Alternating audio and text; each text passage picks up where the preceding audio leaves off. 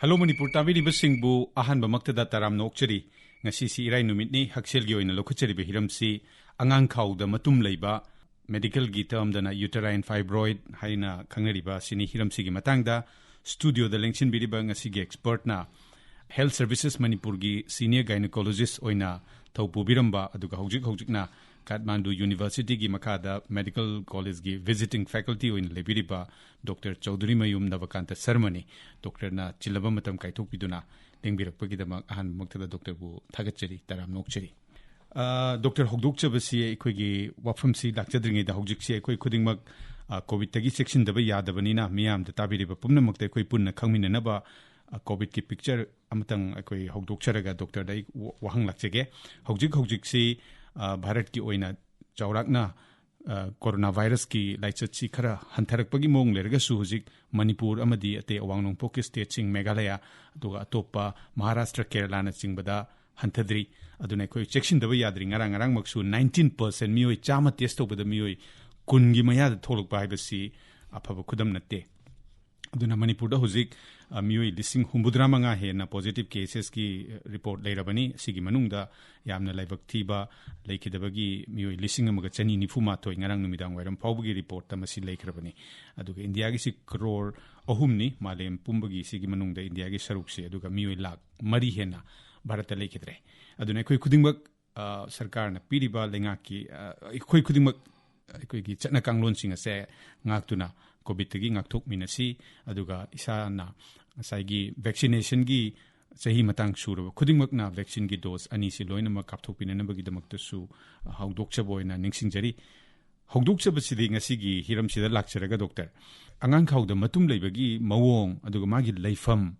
adagi karamba chahi matang da matum leirak pasibu oigan bage amtang takpio ahanbada. Thank you Deven for inviting me here to my all home all in the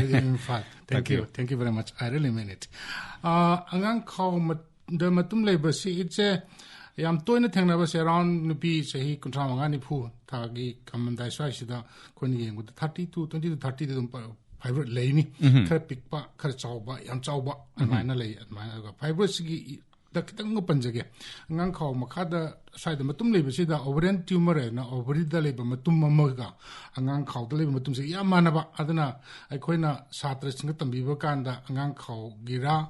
ataga marum matumda marum tokum ovary da leiba haibase ki differentiation to base masi akoida dum sometimes confusing over but ultrasound follow put the in modern era of ultrasonography it is them is am like even in nurses or even in medical staff adum kangani fibroid la ovarian tumor ise adana ovarian tumor se dum common oy adubu masi koi amana common oy ko di maram de kana masi angang yam popo kangbu da di uterine fibroid legandi angang poktaba natraga angang yamna poktaba kangbuse nowadays it is increasing koi angang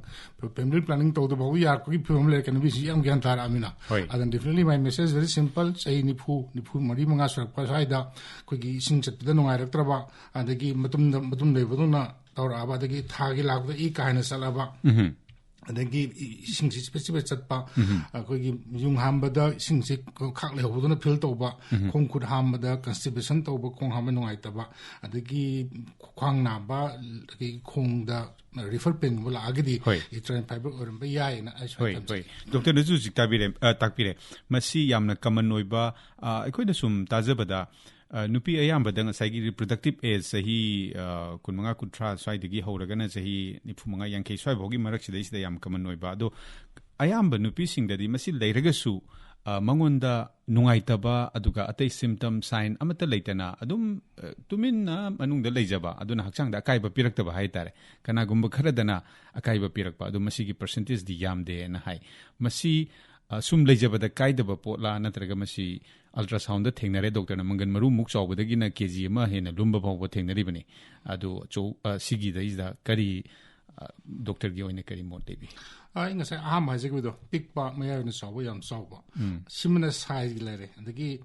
koina kitang layman tam da kitang hapetang I wonder kindly give me on 2 minutes awa thabi ma khai du awa ma yung na khai ba kan chida maya ho ba lere sina activity na khala lo hawa adagi marum khogi manung da maru macha laiba le manung gi khogi awa thai manung gi si masina koina submucosa na ngasa ki manung da leiba aina khalaba de awathabi matung sina interstitial chu hai intramural chu hai chuma le ba ki awathabi siki mapan da leiba makudo maku asang basaruk se aduna subserocell na thamaba arma da muror hum leiba sida ngasa ki amanung da leiba khoi ki marum khoi awathabi maru chu leiba jaga sai da fibroid le ba adu I damara salane It's very simple. The Maya de Leiba, see, Kitan Sapes at the Bia, and the Matai de Leiba, Maku de Leiba City, issue salary. Oh, he may be being pen, Sibe Supector, Mapam Duga, Mapam Zagadugi, show my factor, bleeding Tobugi, Nabugi, Natraga, Natobugi, Marie Lady, Hajerico. Adana, size ne, the Malay, Zagadune, Sina, uterine fibroid factors. And call him to look at check. Hello? Tazare Mingli from Hibiraga, Dr. Wang Hambiro. I can listen to the baby. Hi, baby, have you? And do that. I can't get any. I had no watching the zoo. The him whom formed that who was in a zoo time, Lyman in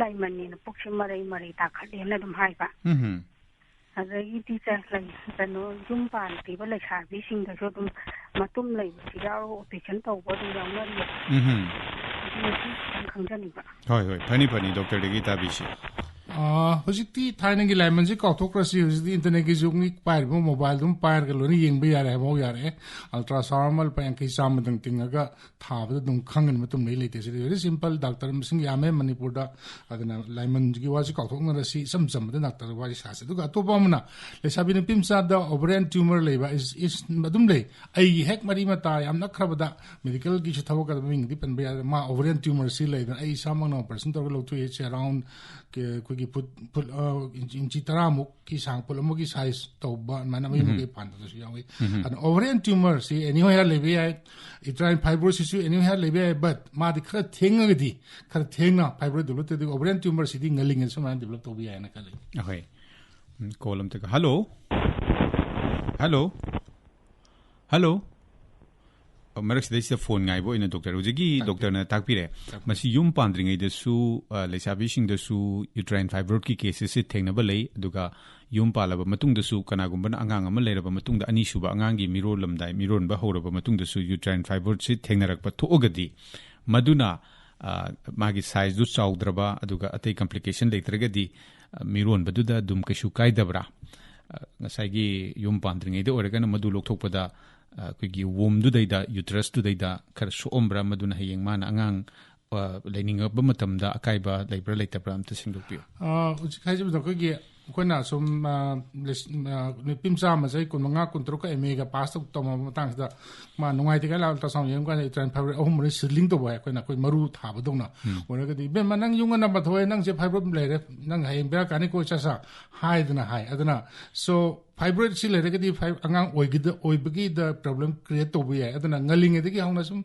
who is a candidate ultrasound to have some nervina and leduga angama pokramatung the fibroid developed by white labia but once angang hypocrisy man progesterone by hormone effect was the can see amonas sautuki sansi handeva so the quite na taina ko angang the quick nan gumba karigumba mayum panda balambobi gumbashi angang kau da yamna Quiggy Pyroium legally, must see a sumbato give pony guy, some puggy in a go. And I very sorry to say it, but no, Quida was asking a cauldron the Mirpun had to go. Angang Shina is product of Singana, as I some Quida cauldron tapi by the Angang Pobokambu, Pybro later. Angang like the Angang Mirondo Kambu Pybro lay.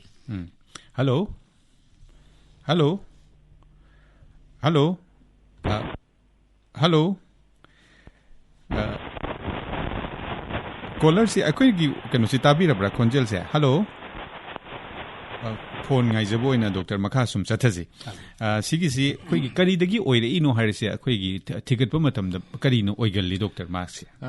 It's a quick imagine the $1,000 billion question high. Combating on the Peter on the Pima by the there's some the Quan Hazavia saying, Saki, Angang, Yumpanda, Kamputana legally, hormonal factor, student curricular lay high, but it is a theoretical, some Prasada, Mother Harga confused on the Hogianta, the Kandam, some Prasada, I say, I don't know, technically, but Singapore no fibroid you can't be Lare, and I know I'm good Pakanga with it. Hoi, column take a lagra Yankee doctor. Hello? Hello. Tazere, Mingli from Hibio. Good morning, sir. Good morning. Sir. Hoi hoi Gita tajare takpiyo. Extra tay kaygumba amta hangjani. Aigi inawnupize akoigi kainosa angangi ojrineda mase angang khawda matum ama layena tawbadagi hujik angangi ma undi unarebako. Ado pharena di layre ado sibu hawrakpat naibra aduga makha tana mu check tawbagi darkar laibra simtang extra tay khangjaninge sir. Hoi funny. Very good question. Thank you for asking yamru bugenon. Angang si pokragadi magede pangam saw gudaba mandre adubu angang unagro matung tha hum pha bakanda jikti covid leibnina yam emergency doctor chapiru nu kananda baponi covid sine sokripa dagi tha mari mangam tunda kha maintain to bangam aba khona ngam akanda di ultrasound thing to ai dubu leibra leitabra haibama amtang ing to pi cesarean torga poki borgadi po iba amtambe di doctors na ubudu irangani disa certificate natara normal orega di uraroi kaina boy khona ya khangdrabna dana sida na hygienic basi hoji covid matamdina kautok pi gro covid si phaba lor matungda doctor ama nang nakpada wari saba nungai bamda torga ngamaga di ultrasound ing to pirega di adona pambir bo question kudimuki answer phangbirega ni thamjage hello good morning sir. Good morning takpiyo ming leifam sir aina doctor dai khangjaningi je hoi akoigi kainam jumje pala kanda angang khawda matum mama laire na operation de tawthokre bata ado hoje poje angang yawbagi kano ti laitaba ado masigi potina lairamaga lokthokraga di angang oibagi changje ngamdaba na doctor dai simtang takpira mo isagi chahi umta habira mo ba maminga ado jiki angang je chahi 20 chahi kungani pan sumaina di haire hoi angang lebe yari ba chahi matang ni doctor simtang doctor Pani tabi si doctor na yam pajabo question ni chahi duga hairo gadi concept oiba ga dumya ado angang oidaba hypersi factor si nupal ka nipi du gisulai so for example animaki na problem obisna ayamane magi sperm count phalam da ya na tragama isorna si oidabadi oisno azoospermia na sperm so ogdaba no khoi ai ni mari mangale azoospermia na sperm si fibroid le bi yo kana ma kom sum tigap kanda ni adu ana nong du nupa du rongone habne de ko theory gi wani aina khangzab da habi wan do sahi sigi hairo ge de oini adu bo jiki juksi matam ji covid oibni na yam kana aggressive IVF koigi fertility treatment to bachdi matam changi nuti gi yengbatai follicometry yengbatai ultrasound TVS to batai aduna aina hygienic basi kana gumba gynecologist kara angang oidaba oinana honabagi kitang haiba khadona wari saba nungai gadaba ma khallaga ngasidiki tha humbari laga covid na kitang nemdaraga khidak silona kap matang covid injection lona kap matang dai kona covid si okona nandadna thambam ngam matang da angang oidaba du oinana doctor treatment chatha bi oina thamjage hello tajare mingli from habiraga wahang hangbiro tajare mingli from habiyo dudi akhoi makha chathajage wahang laitrabani na ba degi hujiki du wahang hangbirek padu dei amakha yauri doctor hujiki doctor ne loina kidang situation jin kidang phara akanda makha yengbagi wafam takpire mana yum pandringai da masagi fibroid to lokthokraba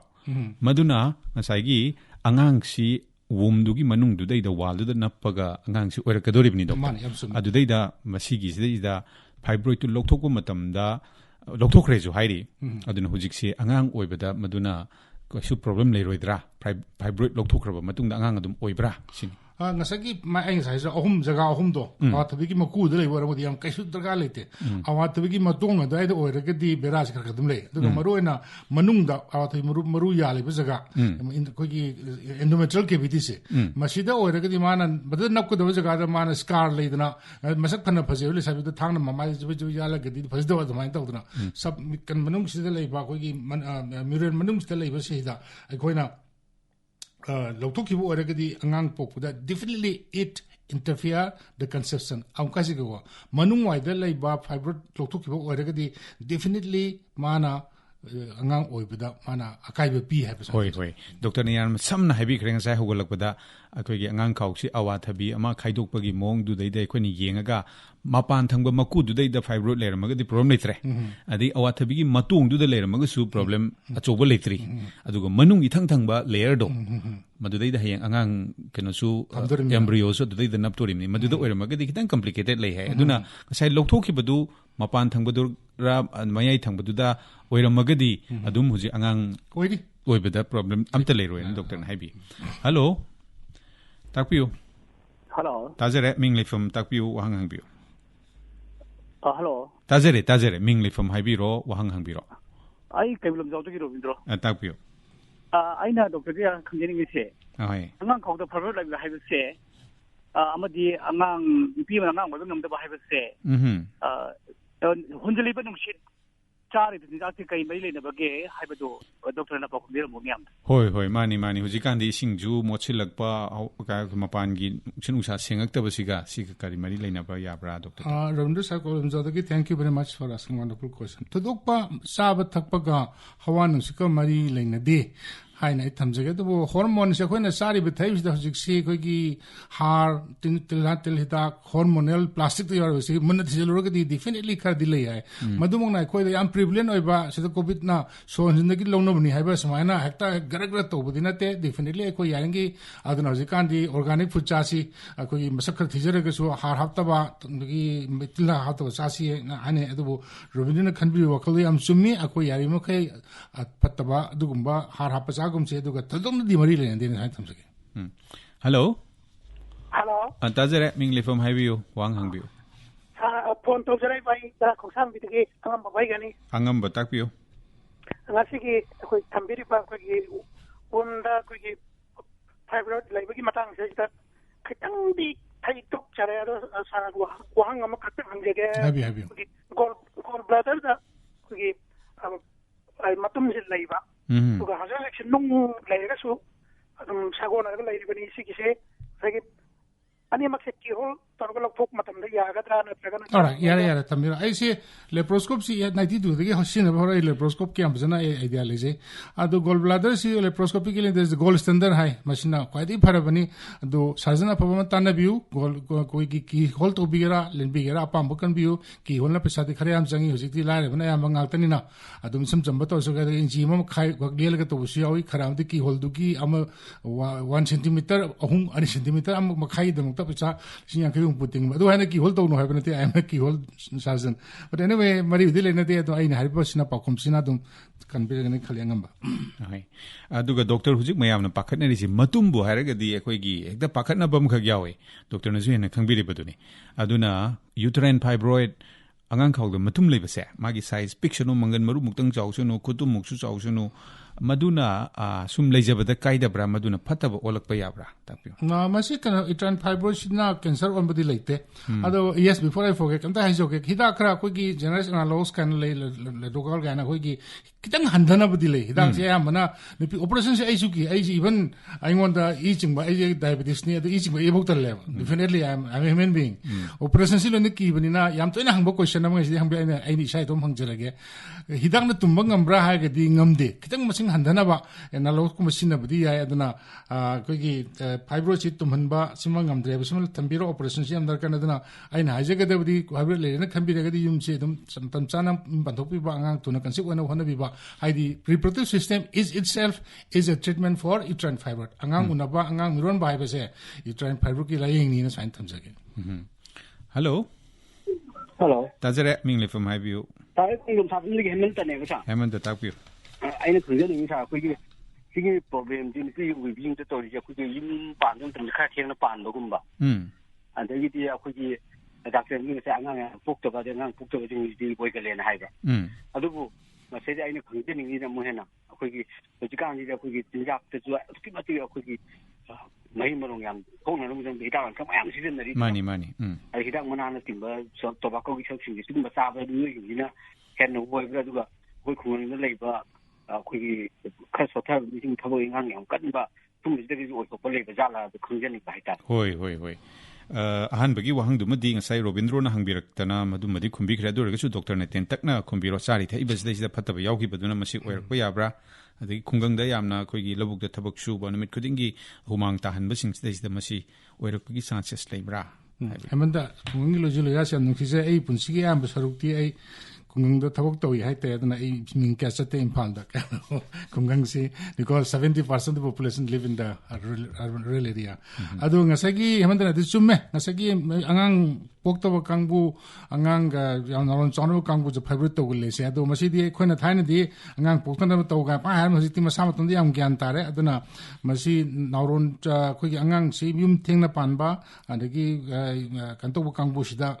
fibroid legale bismu chuma to sinjak si yam chumi khoi sinjak si nga saijab da hormone gumba kari musaw yangit patre aduna organic food sinaba kungi asamba khoi masak phajidra ga su inkola thajaba singje masi hoji kan imphal so mas kan yum thak seida leje Thadana mana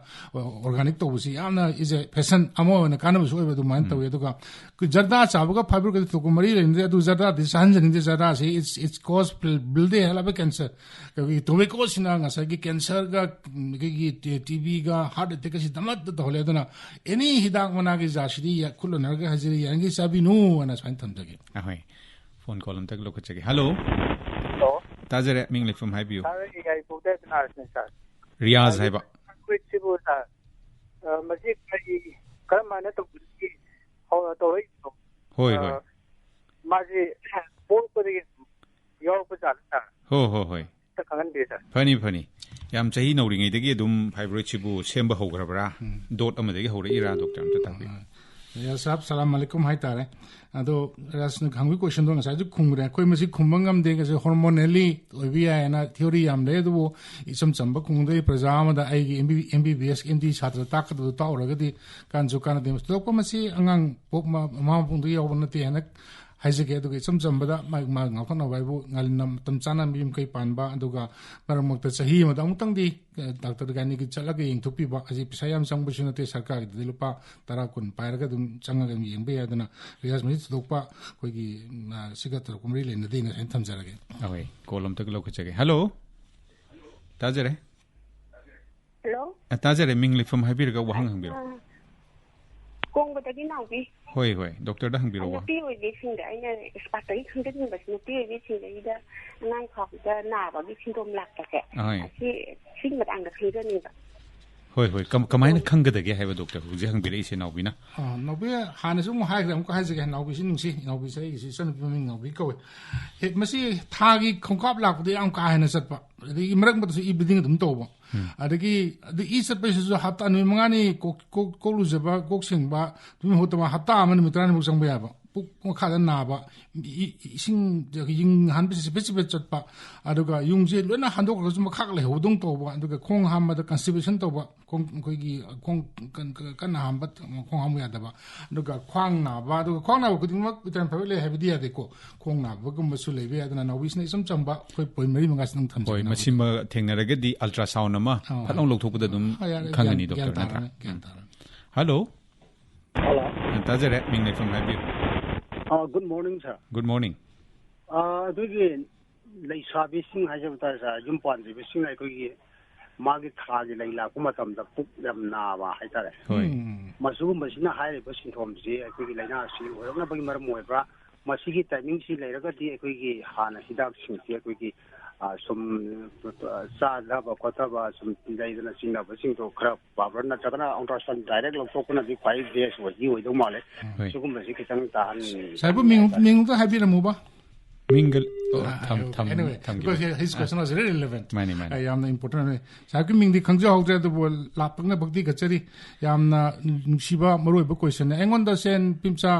angang bi chami ngo da tram nga kun di mayum pan da ba aduga pukna re ha ba ma ka pakasna di maroi na tha sahi tra pa so ai mena ke tun mutun na ba it is a very very common it's extremely common rather even my one family agi sai su sing da dum thagi lak ku na na re na konjal la khang na ya ma nga ta ne adu masi fibroid ka leiba du sunai aduga fibroid leita ba kangbu du sunai dysmenorrhea ka wi ekoi gi londa dysmenorrhea inkhala even pimcha thagi leilak pa dagina chai kun mai manga bhau da na masi around 30-40% nabran khali degree khana buane khara amate dum patrak ta khara ma nabasida adubu machi thudokpa fibroid leramba ultrasound nitubudi phai duga nabdu phanaba khogi paracetamol yawba relaxation yawba hidak sing amani charga khang batai masi upai leite yam kan kiningai di oi banate but at least a kind do a scan it costs around 20 to 300 rupees ang tayang to agadi fibroid letra agadi okay fine ma nabdu phanana duga machina man nupi dugi life danger oi ba aduga nungdi nungaitre ma amada magi wakawan mangani tarnusi ma magi mondige khoina asa thabuk suba asa to buya dabne tum khung khoina ngai to duli jen tam jage hoi hello tajare ming le from happy no ma sing bibi ka sing ma ka jagi bibi ka happy thagi ngap la pra kha thing la su angang sing le din ko ben pere sam pa ka chelo dim yob ko le den moi su ka gu sing je hayen mumbi fiber se la ko gi chance le ba hoi ko ne ko tube the miro masiga siga mai di le ne da ba ta ani matum dinga tanum oi ne na du jam ba na khang mai tam si hoi phani wa from ani ni angang akhoi gi magi thagi khongkap si khar thengna lakan ba kangbu ga sigi fibroid chiga mari leina kadra natrega sai gi tube ta miron ba siga su tapio tudokpa thagi thengla puke tran phar ka mari amata le tin thamjarge ham samna sarang losalage duma duga tube ka angang khaw ko ji angang khaw sina ko gi awathabi sure ga tube sina awathabi gi ko gi mana do oidoni am lam na gare aidi centimeter 3 ni pan lakh itras ka kende le ende duga tube to miro ba se ko ji ka hengala agni kai na bo ko na angang nauron chona honarak pa de gi repeated abortion torok pa property happening sing factor khale da tube ste miro baga itran fibro ka de ko mai le na de duga tube to miro ba se ko ka section ga da khwadi kininga ba section ga da ne da yung kai palam dung di tube ki du khar section bi duga sa gi amadu gi di mari thok le ne din thamjar ke sa hello tajare ming le from happy ro go sare ke sam pate thong thai ba ma tapio sa kitang gi theng gare do koi fibroid matum le ba sing sa hai masi doctor mamang da di doctor am ba sing na masi doctor no ko na ba angang khaw se loi lok thoi ba am na hoi adu ji anau ba da di masi doctor sing na kamaina patient da advice to bi ge hoi simtang wai tan na yam pasu from ni treatment gi matang si hoi we sir thank you for a wonderful question sahi nauring do ore gi angang ne tra gi angang khaw lok thok pa to ji de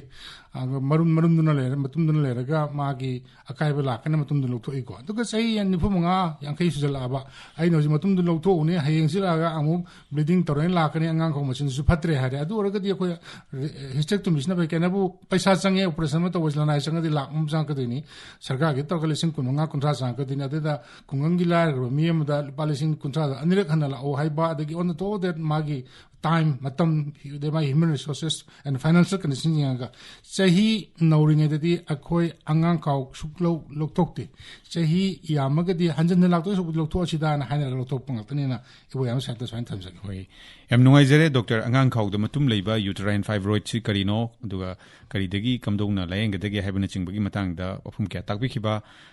Manipur Health Services ki han senior gynecologist oina thau pubiramba duga hojik na Kathmandu University ki medical college da visiting faculty oina lepiri ba Dr.CH.NABAKANTA SHARMA lengbirak tan ofum kya takbi khiba doctor bu thakchari thank you very much thank you I really mean it